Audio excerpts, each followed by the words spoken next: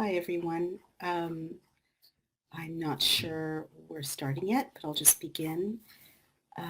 Hey, everyone. It's Naomi Wolf here, and welcome. I'm in Yakima, Washington, a beautiful state, beautiful city, surrounded by orchards and fruit trees, and it's an honor to be here.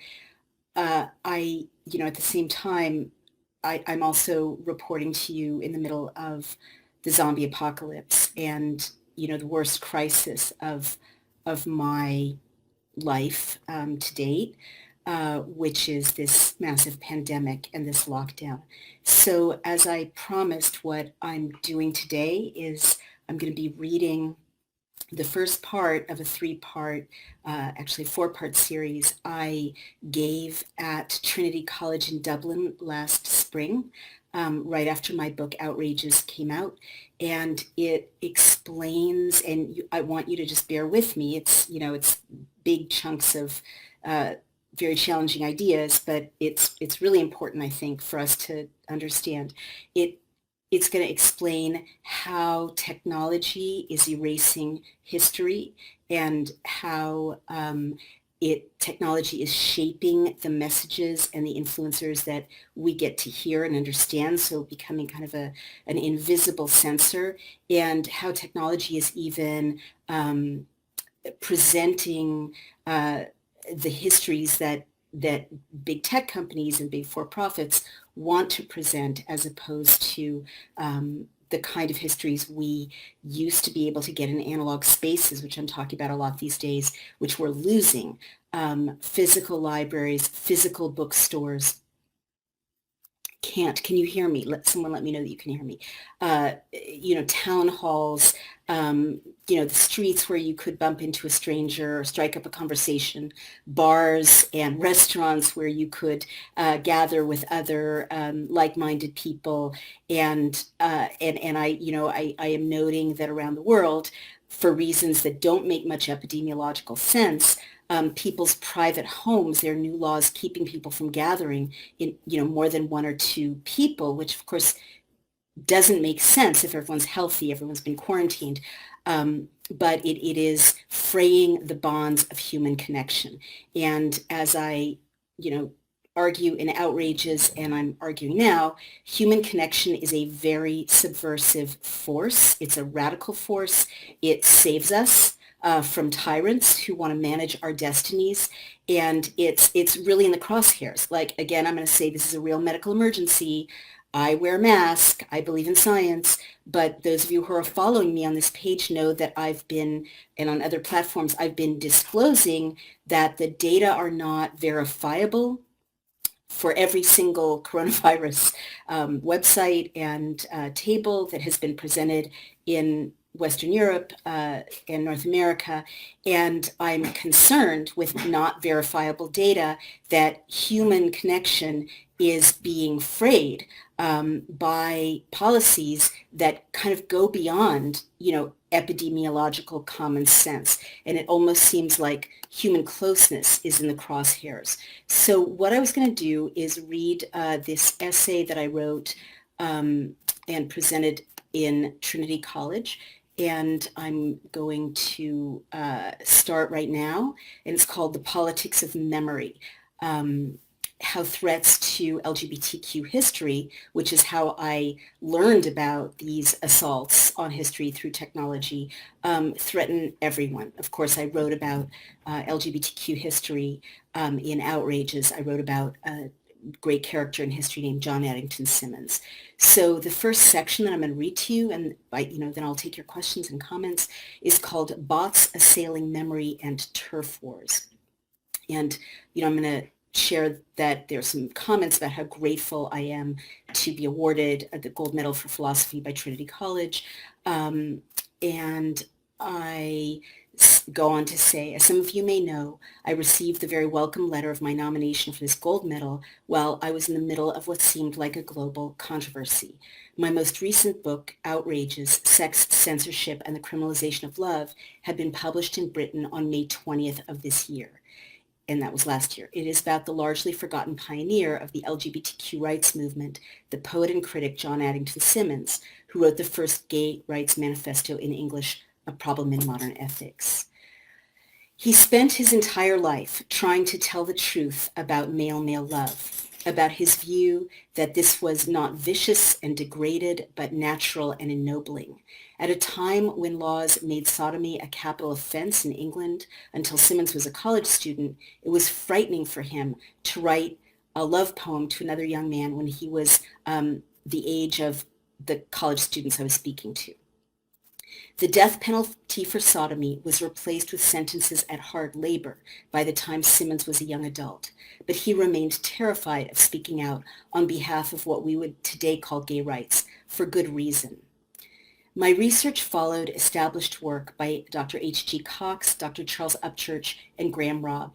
These scholars had confirmed that decades before this well-known conviction, men convicted of sodomy had been receiving sentences for 5, 10, 15 years, and even lifetime sentences at hard labor for the crime of sodomy. Dr. Cox's work also found, as the parliamentary papers recorded, that 56 men had indeed sadly been executed for sodomy before 1835 in England and Wales. So I knew these facts of LGBTQ plus history, but they are not widely known. While being interviewed by a newspaper in May, I had mentioned that, quote, dozens of men had been executed for sodomy in the 19th century, which is tragically the case. What I said was true. I had also made a mistake in interpreting two later cases. Though a youth and a man had both received death sentences, they had not, in fact, ultimately been executed. So following an interview that misstated that the dozens of executions in Britain for sodomy I had verbally referenced, quote, did not happen, scores of news outlets repeated this error and thus erased the deaths of dozens of men who had indeed tragically been executed in England in the 19th century for the crime of sodomy. These news outlets were wrong in making these statements, and many of you have probably seen these statements because they were all over everywhere, that I was wrong about these dozens of executions. I wasn't wrong. Not only were dozens of men tragically executed for sodomy in the 19th century in Britain, but a death sentence for sodomy, as Dr. Paul Johnson of York University has shown in his article Buggery in Parliament 1533 to 2017 in Parliamentary History, would mean a terrifying fear of a sentence that would end in years or even decades at hard labor in Symonds' lifetime.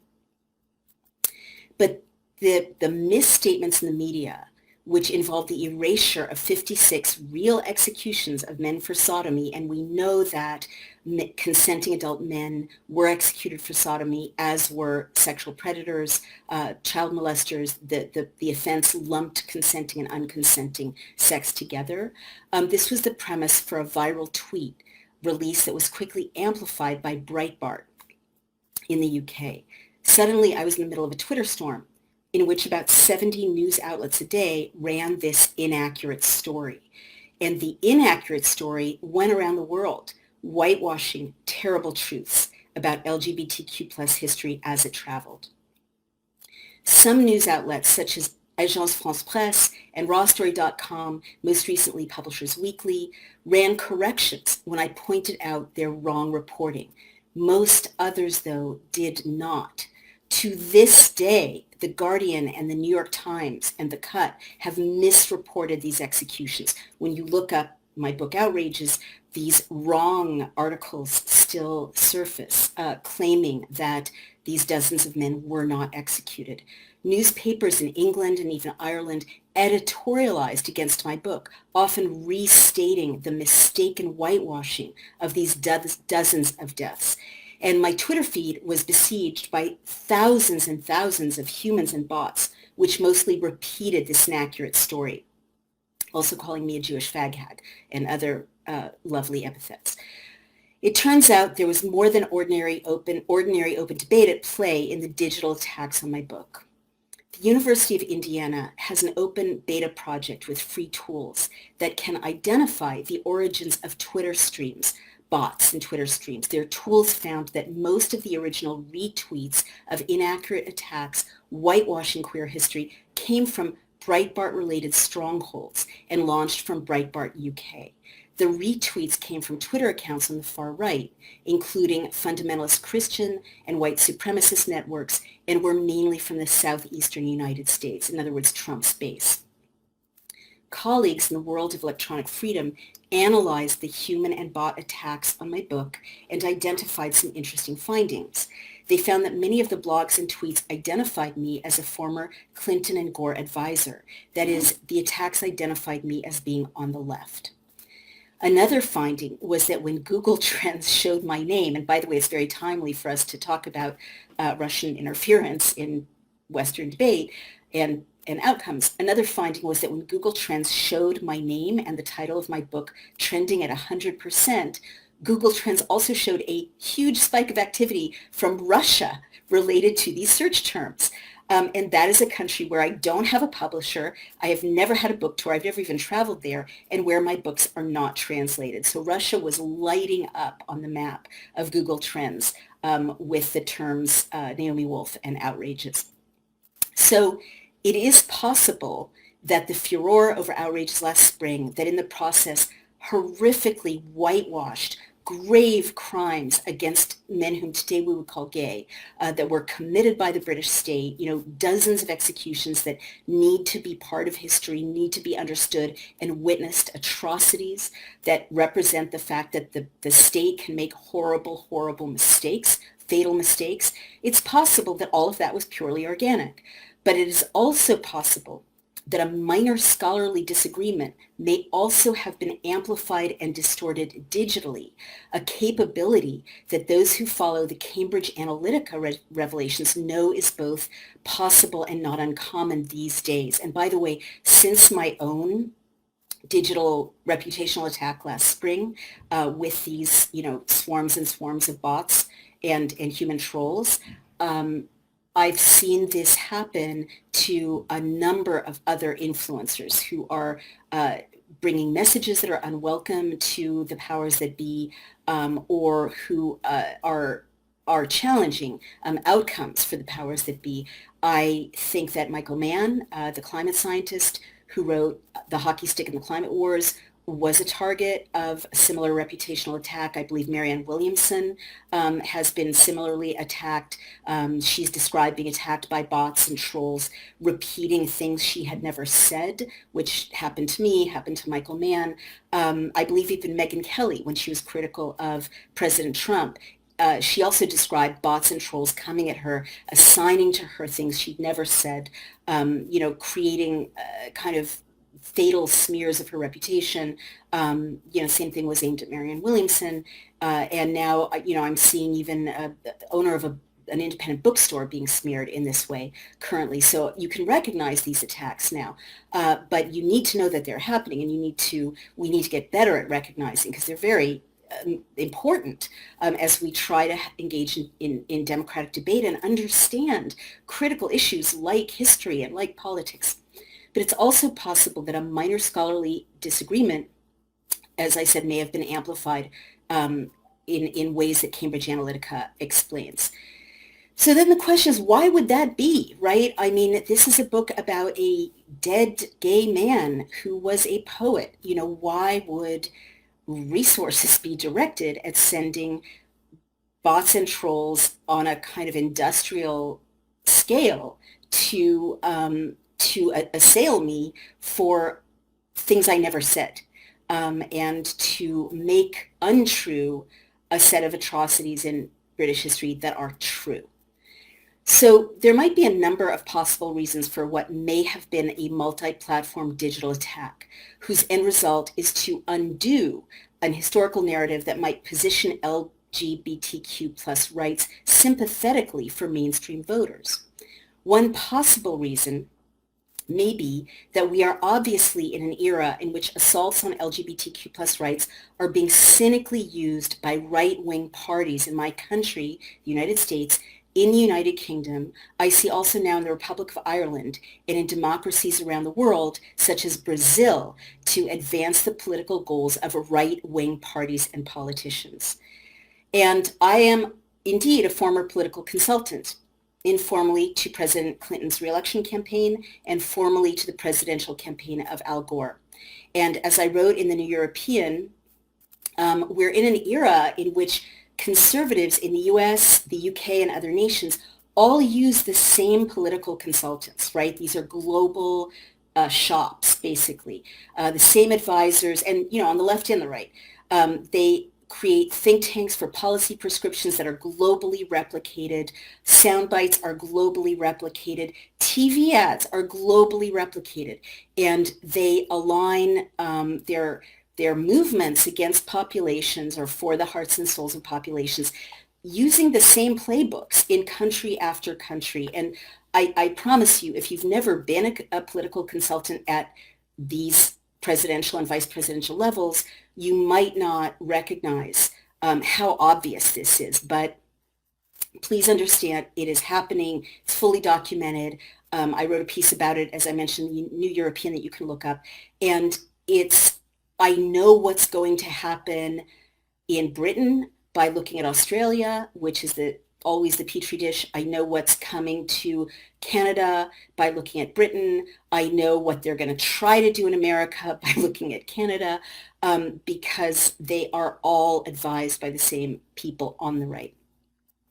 The tactic now involves solidifying a country's conservative base by creating campaigns that position queer people as threats to nationally held values. This tactic also involves splintering voters on the left by creating false divisions. There is a cynical effort in the UK right now in which right-wing US billionaires such as the Koch brothers and Richard Mellon Scaife fund TERFs, T-E-R-F-S. And I know that the minute this video goes out, I'm going to get barraged with the vast digital aggression of TERFs, which is largely bot-driven. TERFS, that is cisgendered women and bots who claim to be feminists in order to attack trans women and trans people's rights. Media Matters, the respected U.S. watchdog, has confirmed that the leaders of the TERFs have ties to such right-wing interests in the U.S. as the Heritage Foundation as well. And this pressure from a U.S.-funded, quote, grassroots campaign, as I write, has resulted in the Boris Johnson government taking aim at the Human Rights Act, which has protected LGBTQ communities since 1998. And I did another video about that here. The effect of that is to weaken LGBTQ communities as voting blocs and to split progressives internally, so that, the goal is to make sure that feminists who are, cisgendered women are, quote, at war with trans people, and the T is split from LGB, and everyone is distracted as the Human Rights Act is dismantled in Britain. And you can see this happening at a state level in the US, as well as bill after bill takes aim at trans people's rights. So trans people in Ireland and the UK are now being vilified via groups with alliances across the Atlantic, who are just engaged in splintering opposition blocs before an election. Politics, the manufacturing of queer phobia and transphobia in ways that split a formerly solid front of progressive allies, is now no longer local, but global. It's being manufactured at a global level. Okay, so be aware of this. One possibility, a 2019 book that would have revealed to a broader audience than the LGBTQ plus community just how terrifyingly unprotected by the law LGBTQ plus people have been in the past in Britain, might have negatively affected the 2020 rollout of this attack on the Human Rights Act, an attack which has been attempted by conservatives since 2014. So that's the first thing that I wanted to say to you. And let's see if there are any questions or comments. Memory is the key. John Wallace says there is an abuse for sure. From what we find out, there is a 98% rate of recovery of COVID. China lied and people died. WHO lied and people died. John Wallace says LGBT rights should be respected. I'm not gay, but I am a psychiatrist. We're in 2020 and tolerance should be part of our society for everyone. Absolutely. Christina La Loca de Sucia Lundberg II said it's not only a question of terrible deaths, it's also, and not the least, long-time sickness, which we didn't know before, now coming to light more and more. Um, okay, El Casnell said, I respect the perspective of Dr. Wolf, but missed how we got to sodomy from COVID. Uh, okay, so I better explain more. Um, John Wallace says there's lots of bullies out there in the world and they take pleasure in attacking others, and there's a lot of homophobia out there. The cyber bullies are a new generation of people who have issues of their own to start with. Absolutely. Why are the Koch brothers supporting Biden? Asked Sheila Woke Up. I didn't know that they were. That's concerning. I'll find out more about that, or please tell me more. Um, John Wallace said, in the U.S., there are many people funding radical groups. China is one of these countries which provide funds to take down the U.S. Sad, though, it's happening in most democracies. John, we're going to get to that in future videos.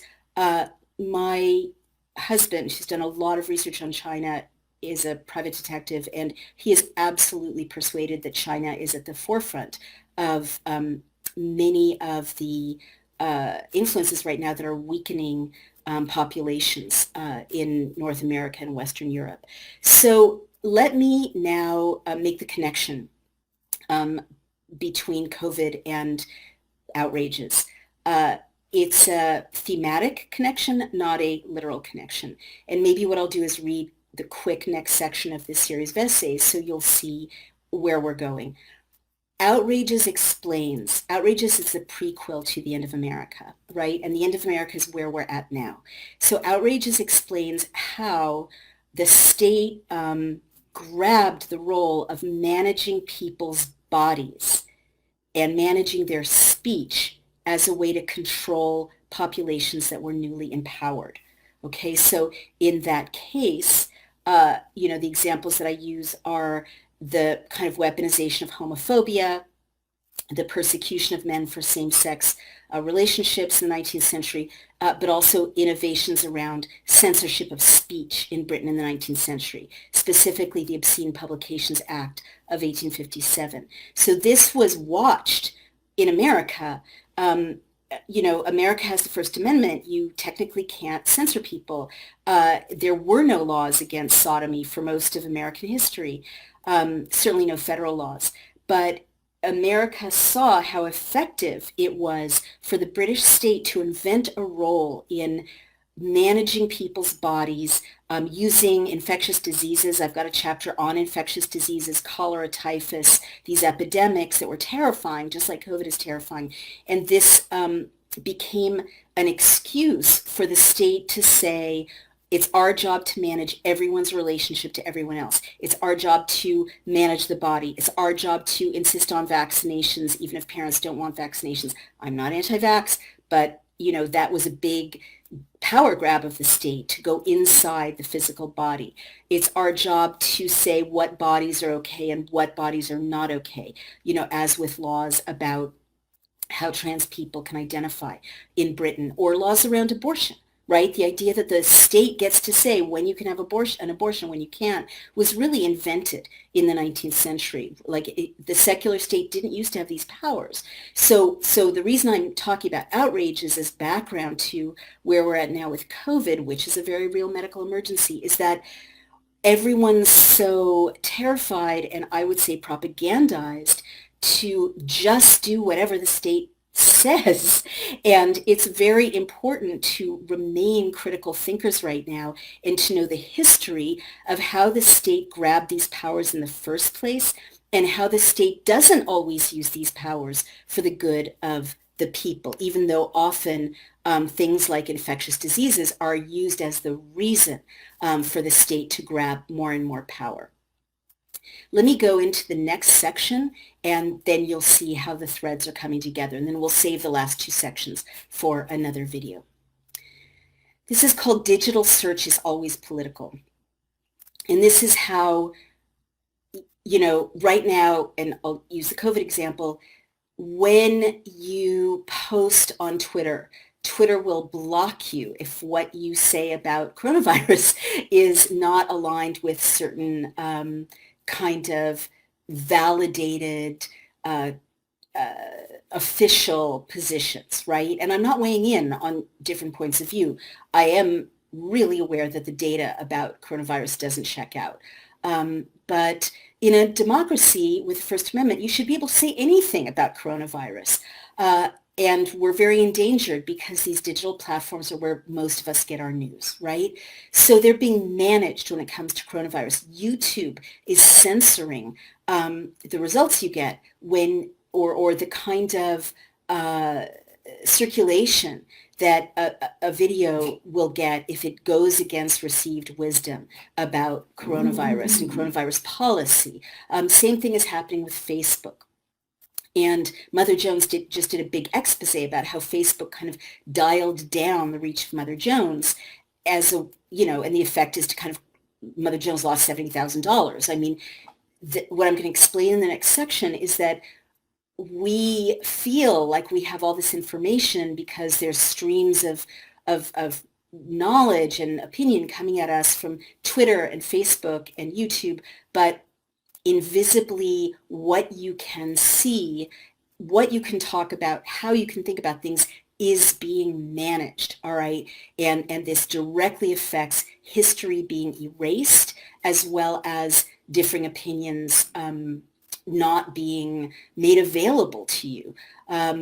I mean, many people have had the experience of trying to retweet something controversial, and there is no way to do it, right? I first noticed that happening when I was retweeting atrocities committed by the Israel Defense Forces in Palestine. I couldn't share them.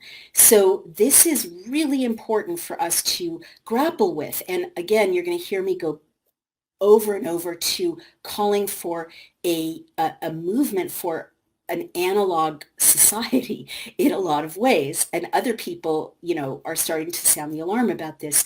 I'm not saying don't use technology, but don't rest on technology, right? We have to reclaim those analog spaces like newspapers, physical newspapers, right? Support them with money. We have to reclaim libraries. We have to reclaim bookstores, physical bookstores. We have to reclaim town halls, churches and synagogues and mosques, right? Safely, great ventilation, masks, social distancing. If we lose these spaces, we are going to be completely managed by a censored data stream. And now I will explain that, and then I'll take your questions. This section is called Digital Search is Always Already Political.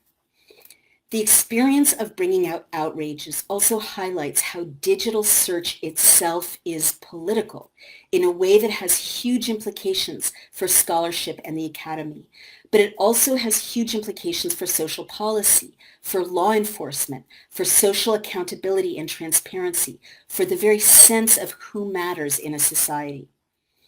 The proceedings of the Old Bailey, which the initial host, who was much reproduced but who made mistakes in his summary, drew on to support his argument that homosexuals were not seriously persecuted in Victorian England, it's an amazing site. It's also largely funded by the British government. The co-directors of and this is just an example I'm using to show you how digital search is shaping what you can see and understand and know.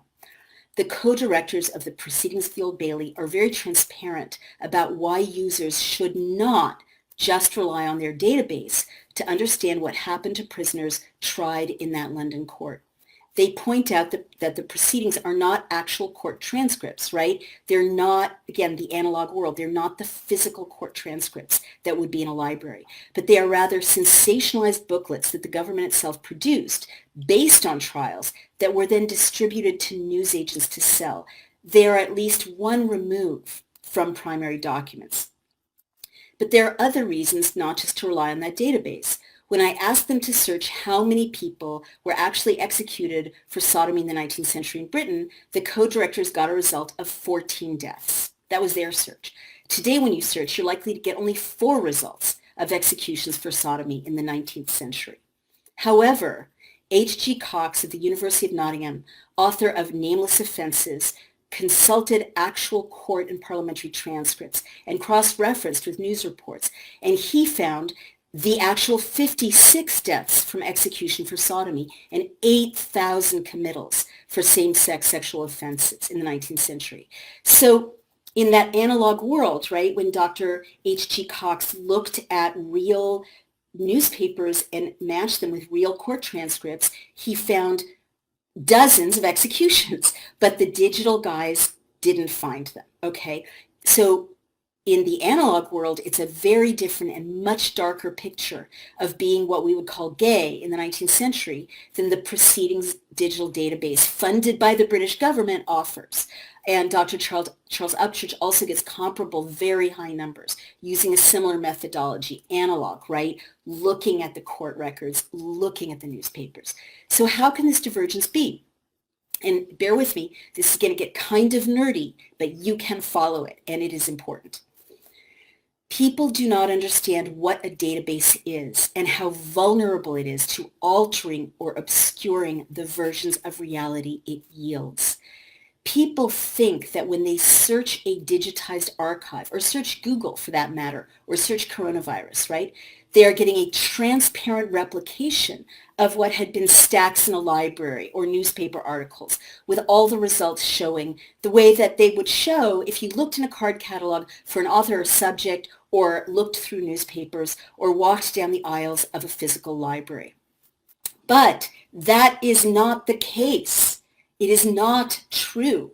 The way search is configured yields the picture of current events, of a virus, a picture of history that a student or scholar will find. In other words, search decides what you see and learn and know, and you will never know what is missing. The very narrow picture of persecution of gay men yielded by a search for this subject in the Proceedings of the Old Bailey were a result simply of, I'm going to teach you a phrase, a narrow search term parameter. Some of you may know what this means, others may not. It's not too hard for you to understand. It means that the developers tag certain words to make sure that results are yielded that relate to those terms, right? That happens on what's called the back end. So you don't see it. What you see are the results on what's called the front end, right? When you search for something. So the search terms employed by the machine of the Proceedings of the Old Bailey funded by the British government are only two for sodomitical offenses, according to Dr. Robert Shoemaker, co-director of the platform. But, there weren't just two terms for same-sex offenses. There were 8 or 9 terms, as Dr. Cox points out, in use legally at this time for sodomitical or same-sex sexual offenses. Sodomy, buggery, indecent offense, indecent assault, even for consenting sex acts, as I mentioned, and many, many others. But only an historian working closely in this narrow field would know that, right? So again, if you know there are 8 search terms, you're going to recognize 56 deaths, thousands of committals. If you use only 2 search terms, you get much smaller results. But the digitization of archives means a new intervention, whether inadvertent or intentional, is now possible in the pictures that students get of history or moving it up to the present moment of current events. Many archives are being digitized right now. When I started work on outrages, the digital British periodicals database was openly available, and now it's been put behind a private paywall. The digital panopticon, which has life outcomes for prisoners, now links to formerly public records that are behind a private paywall. Library after library is saving costs by moving from the expensive storage and costly curating of physical books to digitized databases or research materials. So, most of us think that's great. Libraries can save money. It's also convenient. I can search, sitting in my pajamas in my home. But there are dangers. There are dangers, and these directly affect you right now, sitting at home, reliant on digital space and digital information to know how to protect your family or to know what's true or what's not true about this epidemic or other current events, the election, many, many other issues. So there's now a 2-tier class system around the quality of information developing. The ability to manipulate historical records and narratives is intensified because inadequate or misleading information sources are abundant and free, whereas solid sources are increasingly costly or behind a paywall. Everyone has access to the Daily Beast, the Huffington Post, Agence France-Presse, and other free news sites that reproduced the inaccurate story that dozens of men had not been executed for sodomy in the 19th century. Reporters themselves had free access to those erroneous story. And the Proceedings of the Old Bailey, with its built-in problems identified by its co-directors, is free, and it comes up at the top of a Google search. BBC Radio is free. The government funds it. But the accurate sources that told the truth about the severe, deadly extent of persecution of men for same-sex love in the 19th century were hard to find, and you had to pay to get at them. Professor H.G. Cox's book is available online for about $30 a download. Same with Professor Upchurch's book. Professor Paul Johnson's article about how Parliament was debating the death penalty for sodomy into the 1840s is behind an academic paywall. Ordinary people can't get access to them. Even specialists can't easily get access to them. This field that locks up good information but makes bad information abundant and free makes it open season for campaigns, or even campaigns around public health, to sway public opinion with distorted data or scholarship, to distort history in ways that we've seen in the recent past. And, political campaigns themselves can be distorted and swayed. So scholarship itself is at risk, even in the universities. There are many reasons to clean up or excise or whitewash records if you're a government or a private company. When you simply alter search terms or limit search terms, like they're critics of the lockdown, and they're harder to find. Google makes them harder to find, right? Twitter will make them harder to find. YouTube will make them harder to find. When you simply alter search terms or dial down access to alternative points of view, you don't need to burn down the monasteries or pass censorship laws in democracies, or pass laws forbidding the participation in culture that this very country knows so well from its own history. You don't even have to pretend to do away with the First Amendment. With just a few strokes altering a computer code, a thread of historical narrative can vanish, or whole subsets of victims, or embarrassing statistics, or crises, or atrocities, or crimes, or critics of public health policy can vanish. And there is no record of the excision. It's not like seeing the rubble of a burned down Renaissance library, or pages cut out of a book, or books locked away in a sealed cabinet. You would search the excise database or search Google or search YouTube and never know what's missing. If you combine the fingerprintless digital excision of strands of history via search setting with a barrage of viral and AI-driven counter-narratives on social media that make assertions to the contrary, well, this is our new publishing and scholarly environment, our new environment in which we're learning about public health issues, in which we're being told to lock down, give up our livelihoods, give up our children's right to go to school. Those might be the right decisions for your family. They might not, but you are not getting all the information. But with the digitization and privatization of records on which history is based, and search results censoring alternative views on current events, on public health, we are all vulnerable to threads in the fabric of history or in the totality of current events being pulled by digital hands that are not visible to us. We have to understand these disorienting new capabilities of search eliding data and AI misrepresenting narratives and erasing public health information, critics of data, critics of the directions our societies are going, if we are to gain hold again of real scholarship, real journalism, real libraries, real medicine, real medical data, and make sure the universities are robust guardians of actual documentation to make sure that we all have access to what is actually true and to a whole range of opinions. So that is my presentation for you tonight. Um, let's see what questions we have. This Reggie Sylvester says this stuff was done in American slavery. They owned our bodies. Reggie, you are absolutely right. Um, and that's a much deeper and more important and longer conversations when we should have at another time soon, because I think that the trauma of having one's body owned or managed by the state um, lasts for generations. I think the trauma of, queer people's bodies being managed by the state uh, lasts for generations. It was traumatic for women to be kidnapped, basically, with the Contagious Diseases Acts and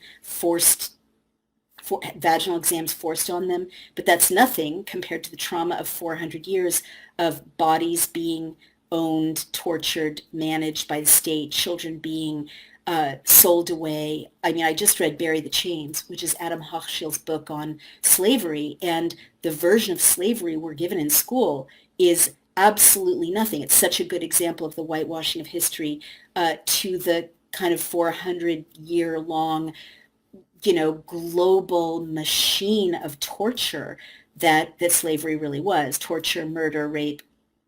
And I think these things stay with us. They don't go away just because, it's all 2020 now. We have to pay attention to what happens when the state manages people's bodies. Let's see. David Figueroa says the fear, joblessness, and elderly being stripped away from their loved ones is weakening immune systems, much more than COVID-19 ever could, especially the lack of vitamin D. It's maddening. So David Figueroa, thank you. I am not a doctor. I'm a literary doctor, but many physicians are starting to talk about that, or have been for a while.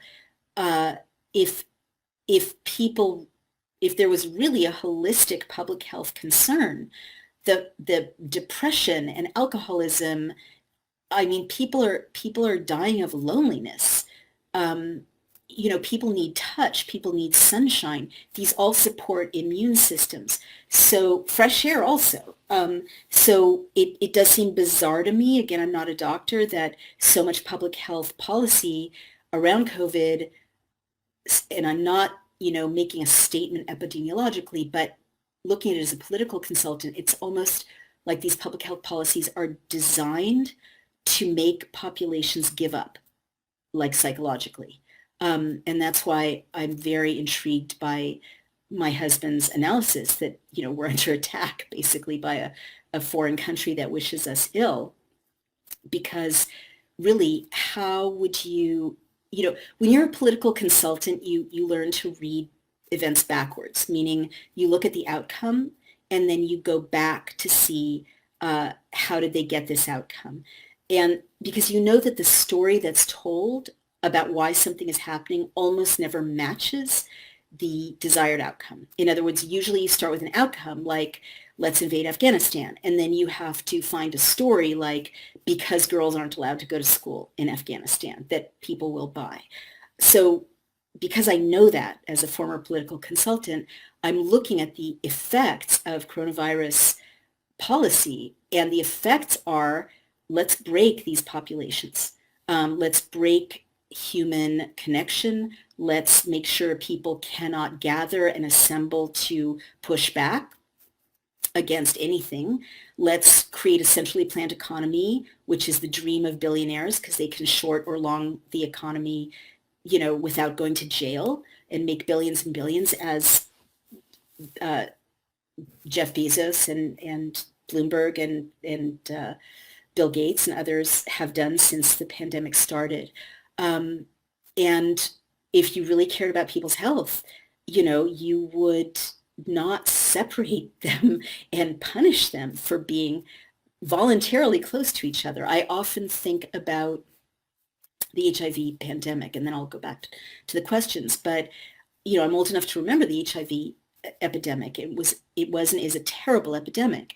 And early on, evil people were saying, let's separate these people. Let's have the state take possession of their bodies if they're HIV positive. Let's forbid them to have intercourse, with anyone. Let's put them in jail if they try to have sex with people. Let's contact trace their lovers against their will and violate their medical privacy and quarantine them away from society and not let them circulate, with human beings. And there was a huge outcry, rightly, against that very evil approach. And the community led the response to the epidemic. The community mobilized to persuade people to act responsibly in making sure they weren't transmitting the virus sexually. The community lobbied for the right kind of health care and support for people who were HIV positive. The community took care of making sure that people got the resources they needed. And it was a horrible epidemic. Thousands of people died, but no one lost their civil liberties. And so the difference now, many of you know that I did a video and I wrote an essay showing that there's never been a lockdown of this kind in any quarantine historically ever, including airborne infectious diseases. So it's completely unprecedented, and it does not have to be this way in a terrible epidemic as the HIV epidemic showed. Let's see. Lenny Smith says, hi, Naomi. Interesting point about a power grab over people's bodies. Unfortunately, a perverse twist of that phenomenon seems to come into play with the equation of mask wearing with reduction of civil liberties, which people are carrying to an extreme that implies that the social contract doesn't include a responsibility not to infect one another in a pandemic. So, Lenny, I do agree with you. But again, thinking about the response to HIV from the community of people who included those who are HIV positive, I think the social contract does include not infecting people with HIV or not infecting people with coronavirus, but the state didn't, lock people down when they were infected. They were encouraged to voluntarily change their behavior. And it's not the social contract that I'm challenging. It's the state mandating. And this is a big difference. We should be respectful of each other. We should be careful. We should be taking care. I wear a mask, right? But when the state says this is what you have to do, and, in America, we're not even seeing the most extreme manifestation of this. People are getting fined for taking their masks off when they're alone outdoors on a path in Australia. Right? In Ireland, people are being forbidden from having visitors, right? We're not seeing this. I only know because people tell me. It's not a matter of global news coverage. This is the state invading our most personal decisions. And so I'm a big believer in the social contract, but it doesn't always have to be mediated through police and state legal mandates.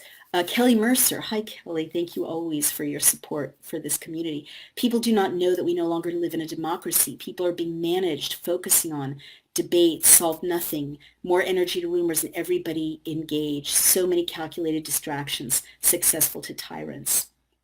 Kelly, I agree with you. There are a ton of distractions right now. And again, as a political consultant, distractions are there when someone's stealing all the stuff. Or locking you down and stripping you of your liberties. And what you're seeing, and I'll say it over and over, for people who have not been part of other videos, we're seeing in Australia, we're seeing in Britain, we're seeing in Canada, we're seeing in the United States, the stripping away of parliamentary processes, the stripping away of freedoms, the stripping away of freedoms to assemble in the United States, the stripping away of parliamentary traditions, the bypassing of Parliament in Australia. So Lenny Smith says, tell that to the 220,000 dead Americans and the loved ones mourning them. So again, I very much mourn the dead Americans, just like I mourn the thousands and tens of thousands dead from HIV. But free societies don't lock down their citizens. It's that simple. Police states do.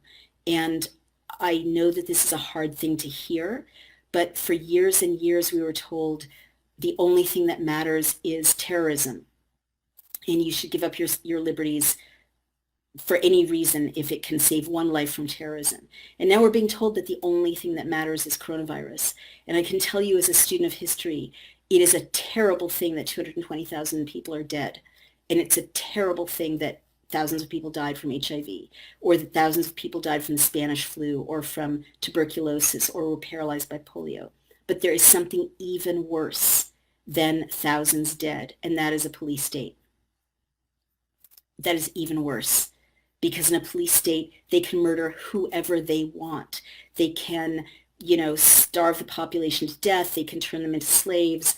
They can keep your children enslaved and your grandchildren for, centuries into the future. And that is actually worse. So we need to broaden our consciousness, because we're being asked to think it's either no deaths or you are evil, right? But there's a bigger space in which there are risks and sacrifices in a free society. You could have locked up every single person who was HIV positive and you would have saved lives. But that's not what we do in America, right? And again, I'll post my essay. It's on drnaomiwolf.com. There has never in history in a free society been a lockdown, even in the worst epidemics. And there have been quarantines of sick people. There have been quarantines of the sick, right? But never, and there have been like neighborhoods locked down when there was plague. There's never been an insistence that the entire society locked down, shelter in place, all these horrible cliches for being prisoners. That has never happened. So where does that happen? In North Korea, it happens. In closed societies, it happens. Laura Thorpe said physical libraries are so important. Absolutely. El Kennel said the New York Times lied us into Iraq, wants me to subscribe. Very true. You guys, I should wrap it up soon. The New York Times has a COVID data map every day.